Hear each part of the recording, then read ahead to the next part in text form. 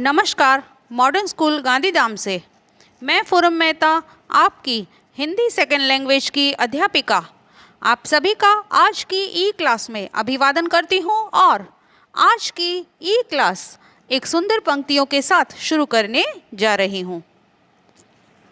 गर फिरदौस बर रूए जमी अस्त हमी अस्तो हमी अस्तो हमी अस्तो। अर्थात अगर धरती पर जन्नत है तो वह यही है, यही है, यही है। एक बार शहंशाह जहांगीर कश्मीर की सैर पर गए थे। तब उन्होंने कश्मीर की ज़मीं पर, धरती पर पैर रखते यह शायरी कही थी कि अगर धरती के ऊपर कहीं भी स्वर्ग है तो वो कश्मीर में है। तो ऐसा ही एक काव्य हम कश्मीर पढ़ते हैं। तो आइए कश्मीर की सैर पर हम सब चलते हैं। काव्य 17 कश्मीर, कवि वीरेंद्र मिश्र। कवि परिचय तथा काव्य गान एवं काव्य का रसास्वाद करेंगे। काव्य 17 कश्मीर। वीरेंद्र मिश्र जी का जन्म मरेन मध्य प्रदेश में हुआ था। ये आकाशवाणी के मानद प्रोड्यूसर थे। ये नवगीत विद्या के गीतकार थे और फिल्मों के लिए भी गीत लिखते थे। इनके मुख्य काव्य संग्रह हैं गीतम, अविराम, अचल, मधुवंती, लेखनी बेला, झुलसा है छाया, नट धूप में, काले मेघा, पानी दे तथा शांति गंधर्व। इन्हें देव पुरस्कार एवं निराला पुरस्कार प्राप्त हुए हैं। कश्मीर काव्य में कश्मीर के सौंदर्य एवं संस्कृति का परिचय इन्होंने कराया है। तो काव्य 17 कश्मीर। जहाँ बर्फ की राजकुमारी खोई है स्वर लहरी में, चलो चले फूलों की घाटी में, नावों की नगरी में। प्रथम पंक्तियां हमने सुनी। अब मुश्किल शब्द और अर्थ समझेंगे।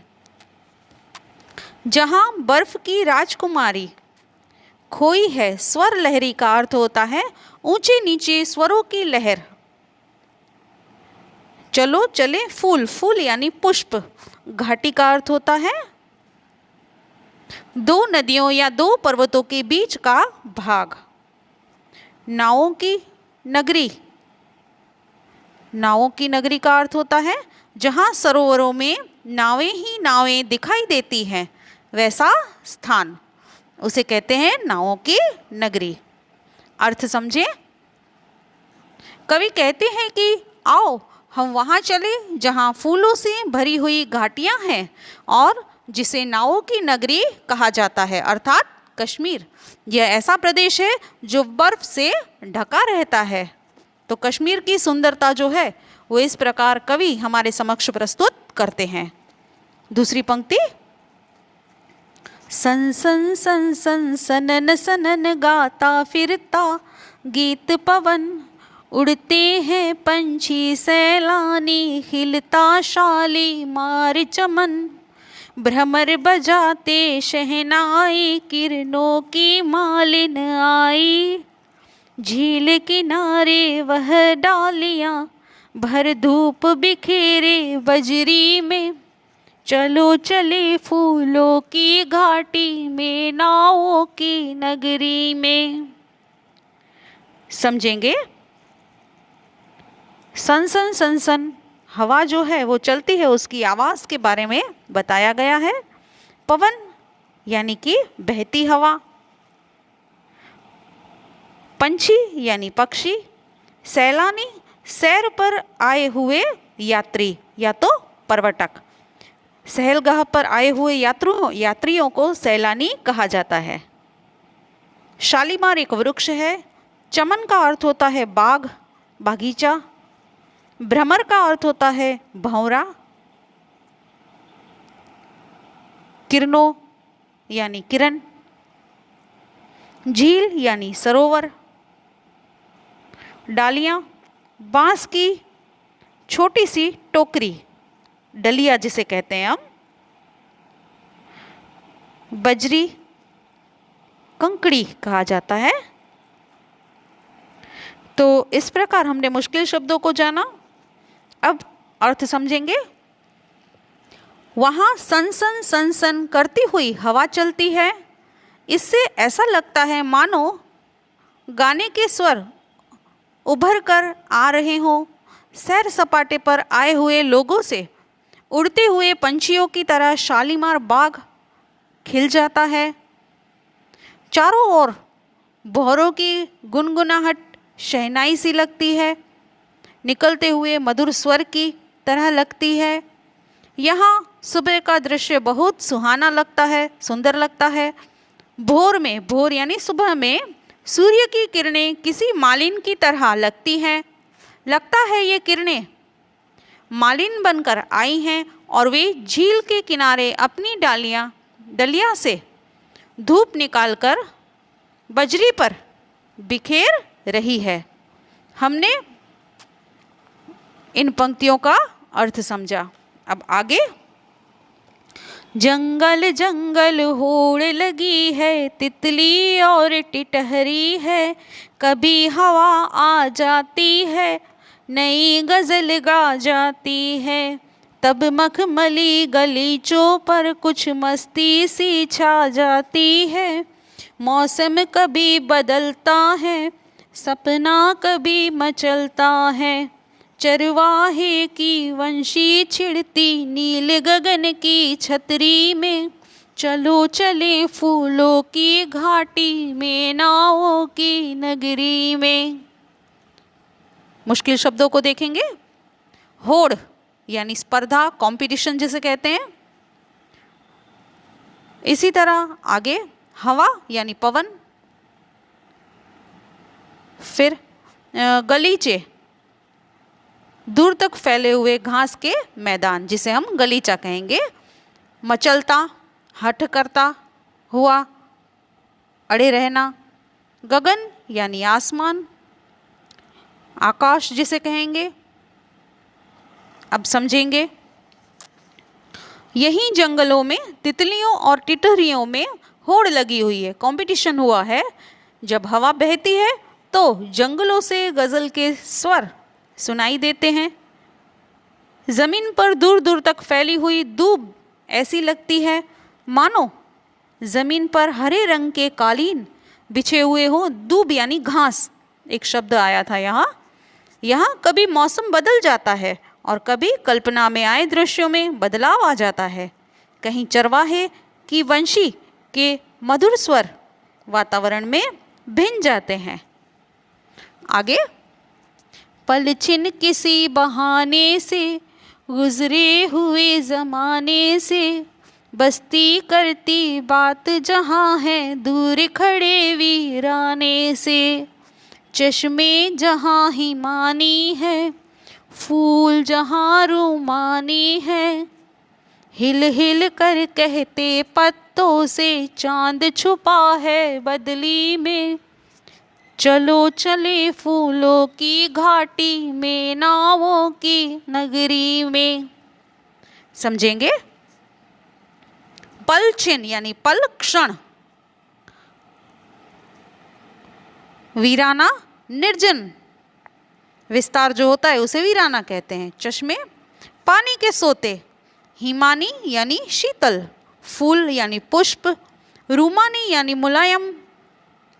तो अब इन पंक्तियों को देखेंगे और समझेंगे। यहाँ कहीं बस्ती है तो कहीं निर्जन स्थान है। वे एक दूसरे से संपर्क साधते हुए से लगते हैं। यहाँ ठंडे पानी के अनेक स्रोत हैं। समूची घाटी सुंदर सुंदर कोमल फूलों से भरी हुई है। फूलों को देखकर लगता है जैसे वे अपने पौधों के पत्तों से बातें कर रहे हों कि देखो चांद बदलियों में लुप्त हो गया है। आगे की पंक्तियाँ। जल में खिली रुबाइयाँ, बजरों की अंगड़ाइयाँ।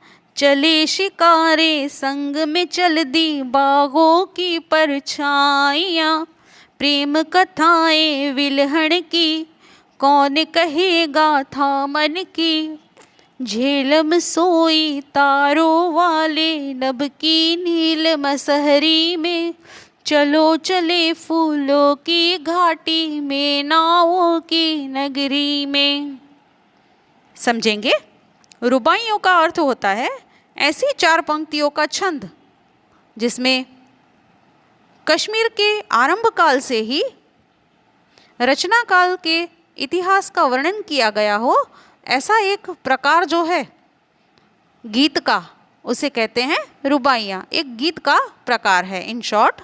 आगे शिकारे। शिकारे का अर्थ होता है लंबी नाव जिसके बीच में छायादार स्थान होता है। बजरे, छायादार लंबी नाव। विल्हण, प्रेमी का नाम है एक। प्रेम कथाएं। गाथा यानी कथा। झेलम नदी का नाम है। मसहरी यानी मच्छरदानी, वह ऐसा पलंग कि जिसमें जालीदार कपड़ा लगा हुआ हो उसे कहते हैं मसहरी। समझेंगे?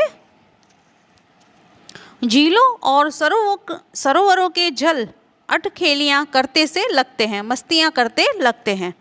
उनके स्वर से रुबाइयों के सुनने का आनंद मिलता है।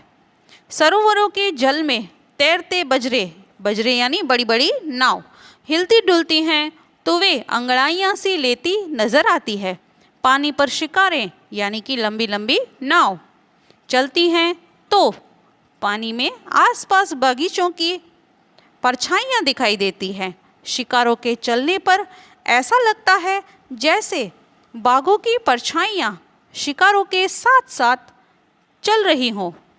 इस भूमि पर जगह जगह विल्हण की प्रेम कथाओं के दर्शन होते हैं। ऐसे माहौल में अन्य कहानियों के बारे में सोचने का मौका ही नहीं मिलता। यहाँ झेलम नदी सितारों से सज्जित मसहरी में सोई सी लगती है। इस प्रकार हमने इन पंक्तियों को देखा। आगे अमरनाथ की राहों में, शेषनाग की बाहों में, पश्मीना ध्वज फहर रहा है देवदार की छाँव में। मन जिसका गंभीर है वह अपना कश्मीर है, दाग लगे ना देखो भारत की बर्फीली पगड़ी में, चलो चले फूलों की घाटी में, नावों की नगरी में, मैं नावों की नगरी में। समझेंगे?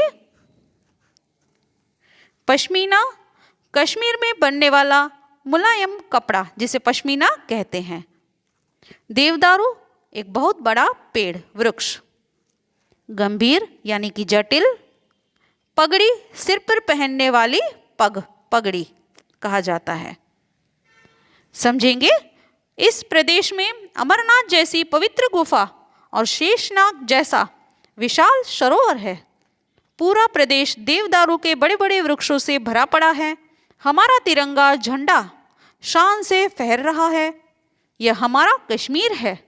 आज हमारे कश्मीर पर दुश्मन की कुटिल निगाहें हैं।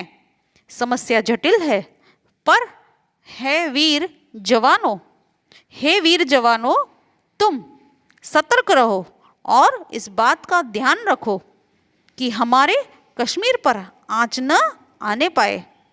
आओ फूलों की घाटी और नाव की नगरी में चले, ऐसा कवि कहते हैं। तो इस प्रकार हमने कश्मीर काव्य को समझा। गृह कार्य जो आपको आपकी नोटबुक में लिखना होगा, एक वाक्य में उत्तर लिखिए। फर्स्ट, कवि ने नावों की नगरी किसे कहा है? सेकंड, कश्मीरी हवा क्या गाती है? थर्ड, जंगल में किन किन के बीच होड़ लगी है? सविस्तर उत्तर लिखिए। कवि कश्मीर दर्शन के लिए आह्वान देते हैं। कश्मीर का कैसा चित्र प्रस्तुत किया है या करते हैं? उत्तर लिखिए। आशा करती हूँ आपको काव्य समझ में आया होगा।